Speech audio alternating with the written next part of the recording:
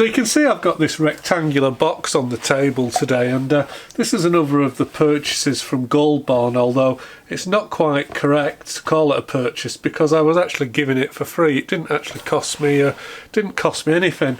But the story goes that I saw this when I walked in, and it was sat there on the stage at the front of the kind of village hall, and I walked past it several times, and what attracted me to it, well, it's kind of bright and shiny, and like a magpie we're attracted to bright and shiny things, and I found it quite interesting. And it came to the end of the day when everybody was going home, and this box was left on the stage, and I said to the people that owned it, how much do you want for it? And you know, I expected them to say, you know, a couple of pounds, and what they actually said is, oh, just take it away, we can't be bothered to take it home with us.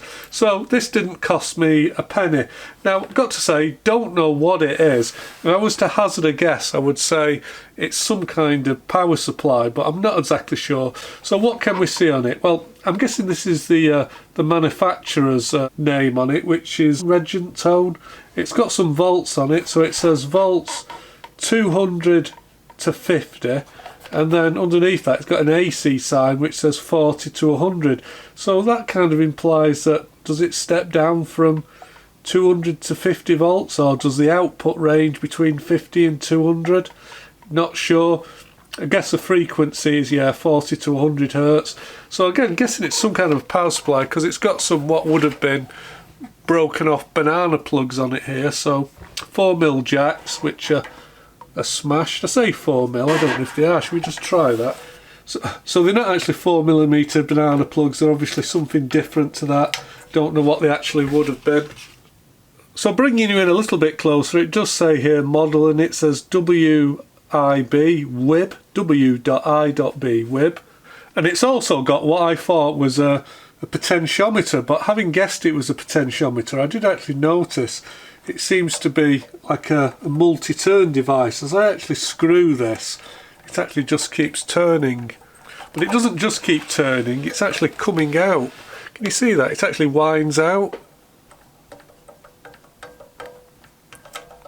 So I'm winding it back in again.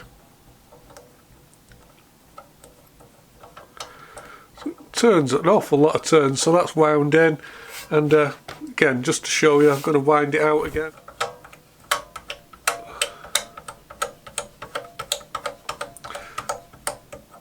So hopefully you can see that this knob is actually winding in and out. So again, is that just some kind of potentiometer? Could it be a variac? Could it be a variable transformer? Again, not exactly sure. So looking at the top of this box, it's actually got another manufacturer's label on it, which I think is, again, it's Regentone, isn't it? And I can't quite read it. It's got some other writing on it, which I think says dependable mains units, and then it says for AC and DC. So that would kind of imply to me that if it can be used for AC and DC, that it's not a transformer unit, it's maybe some kind of potential divider. Shall we just turn it over and have a look at its tummy?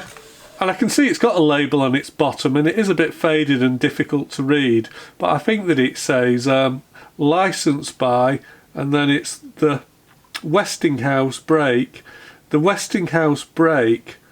Saxby Signal something limited.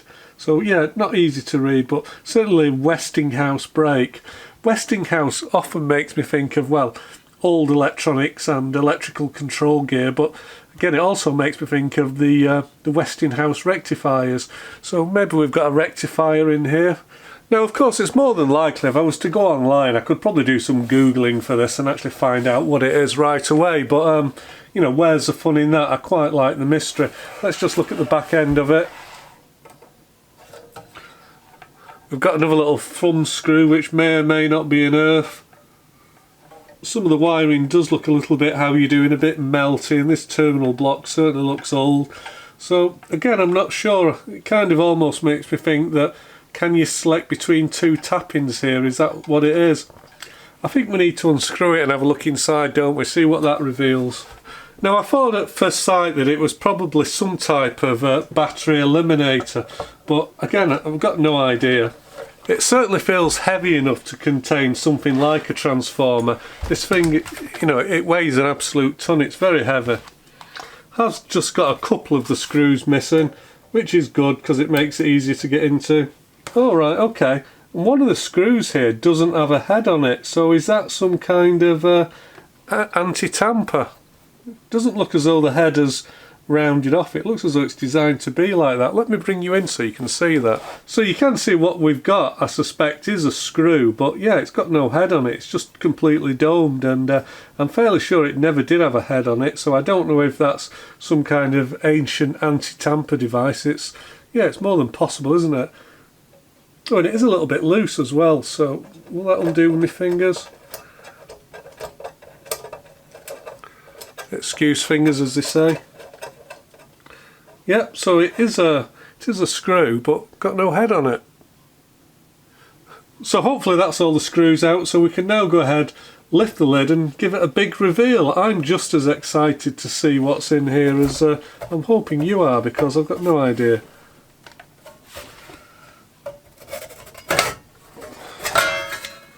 Oh!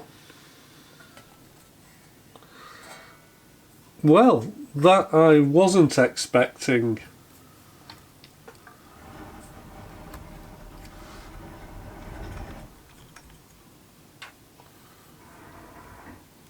So we've got a couple of wound components, one at this side and one at this side, and I was wondering if these were some kind of early form of toroid transformer, but I'm wondering, could they be toroids or could these be some form of chokes? So one of the things that's piqued my interest is this long rod, and I'm not sure whether this is actually a winding, because you can actually see what looks like windings on it. So I can't tell if this is a winding or if it's a number of little separate stacked discs. Now the reason I'm thinking that is because, again, casting my mind back, I know that I think it was Westinghouse maybe had a patent for things like copper oxide rectifiers, because as well as selenium rectifiers, I think what predated selenium was copper rectifiers. I mean, it could just be a big resistor, I'm not quite sure, so we'll maybe have to try to figure out what that is. It's certainly on, well, it's the ends of it, I think, that feel like Bakelite. Oh, wire's falling off.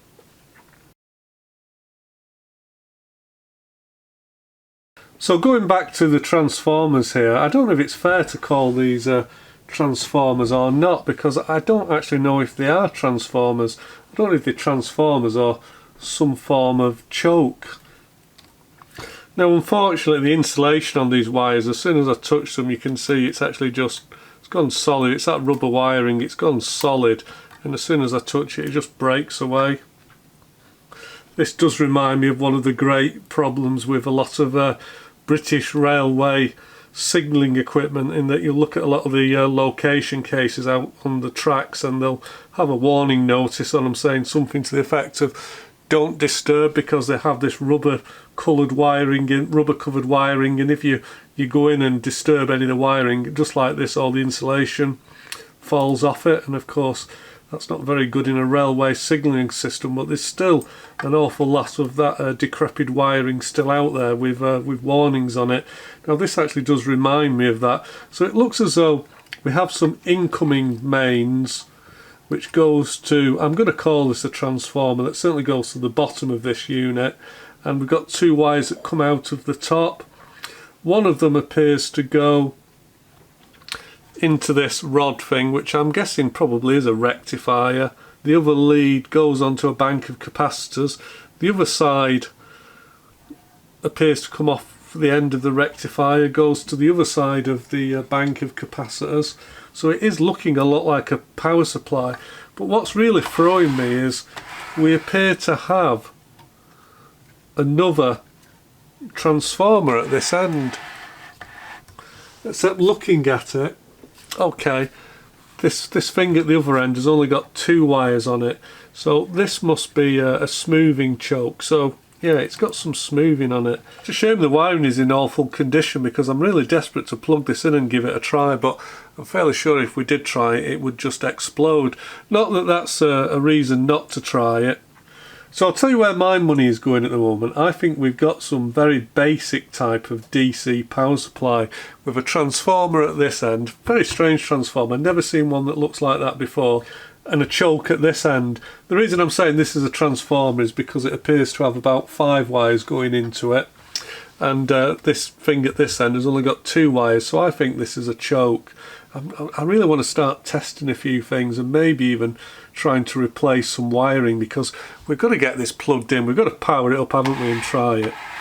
Now, I always think it's such a dilemma when you have something like this, whether or not you should just keep it all original, because it's obviously got some history about it, and I don't think it's really of much practical use. Just looking at the state of it, the transformer, if this is a transformer, looks in such a state, you would never trust it, you would never want to plug this in and use it. I mean, it almost looks like the wiring on here, it almost looks as though it hasn't got any enamel on it. It looks like bare wire. I'm sure it can't be, but that's what it looks like, unless there's some kind of earth cage round it or screening, but I doubt it. Just turn it round again and let's have another look at the capacitors.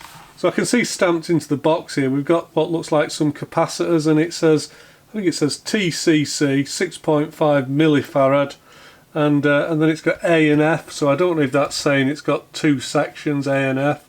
Maybe it's got multiple sections. So we've probably got some capacitors inside these boxes which are potted in tar. And then at the front of the unit we've got what I'm guessing is some form of a rheostat.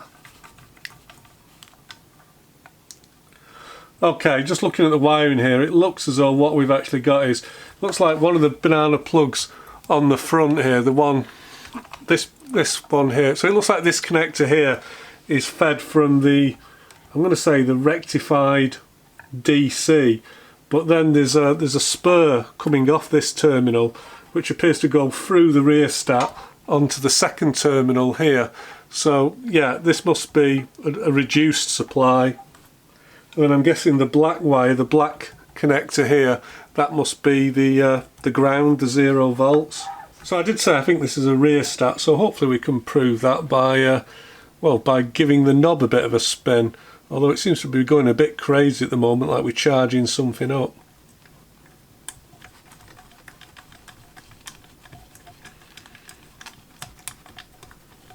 Well, access denied.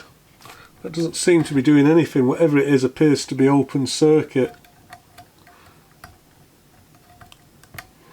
Could it just be because everything's so dirty? It's possible.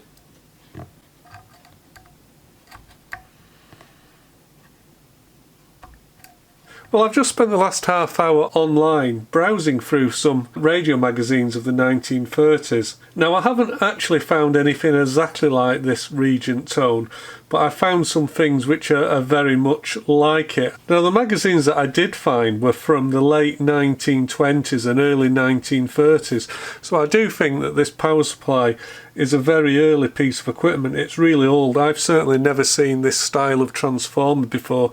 Almost seems like some kind of very early toroid. Now, there was various types of battery eliminators around in the 1920s and 30s, but I'm guessing that this one, the initials W.I.B, I'm wondering if B could stand for the B plus for the high voltage supply.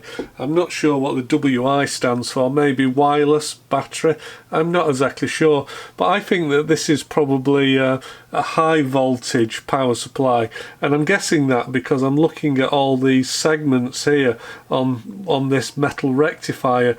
Now, back in the day, metal rectifiers would break down very easily. They weren't like a modern diode where you could put thousands of volts across them. You could perhaps only get maybe 10 volts or even less across some of the early rectifiers. So what they actually did is they actually stacked them, and that's why it looks like this big pile of coins here. So I'm guessing because they've got so many of these little coins all stacked up, each one of these is a little diode with its own relatively small breakdown voltage. If you stack them all up, you get a much higher breakdown voltage. So I think this is probably, again, this is the B plus, this is the high voltage supply. So it does look like the mains comes in at the back end here. It gets transformed down maybe slightly, gets rectified, and then it goes through a 2-stage smoothing process. It's a pi filter, it's a C LC filter, in that it goes through a bank of capacitors, then it goes through an inductor, and then it goes through another bank of capacitors before it gets output here. And the output terminals, as I said, we've got two output terminals. We've got one which is a fixed high voltage output, and then we've got another output next to it which is delivered with the aid of this multi-turn rheostat. I really am stuck with what to do with this power supply. I just can't decide.